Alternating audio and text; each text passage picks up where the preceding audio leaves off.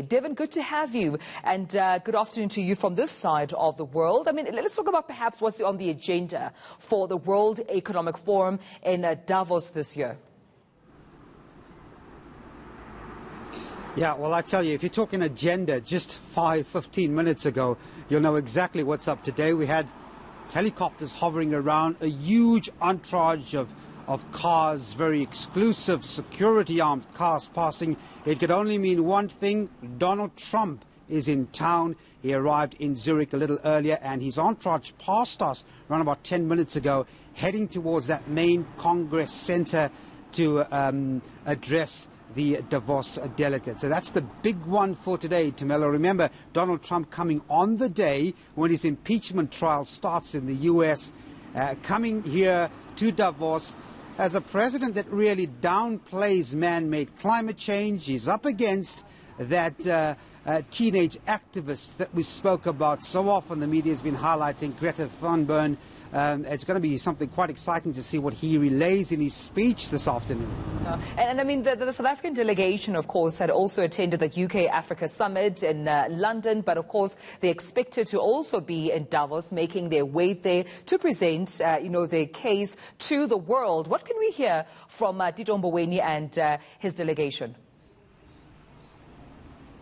Yes, you're quite right. The UK-Africa Summit was on their list before Davos, hence they're not here at the moment, but imminently we expect them to arrive at the World Economic Forum. What's on their list? Only one thing: we need money in the country in form of investment, and we need it quickly. So you're quite right. It's going to have to be a convincing case for them here in Davos, and it's a challenge because you have these complicated world pressing problems like climate change, inequality, gender inequality in particular, all of these themes hovering around, getting the attention of so many of these business leaders and activists. South Africa has to navigate through all of that and capture the intention of these big business role players. So it's going to be a tough ride for them. We know the economy is not doing well. Structural reforms, the big word last week, and the finance minister, if you remember a couple of weeks ago, with that tweet debacle saying that our structural reforms are too slow.